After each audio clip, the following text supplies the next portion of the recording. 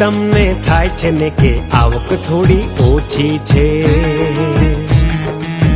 તમને થાય છે ને કે બચત થોડી ઓછી છે, તમને થાય છે ને કે કાર થોડી નાની છે, તમને થાય છે ને કે ઘર થોડું નાનું છે. બોલો થાય છે ને? તો મારું કેવું એમ છે કે આમાં દુઃખી થવાની કોઈ જરૂર નથી. કેમ કહું તમને? આવું ખાલી તમને જ નહીં, મુકેશ અંબાણીને થાય છે. એટલે જ ચિંતામાં ના રહો, મૂંઝવણમાં ના રહો, પડતા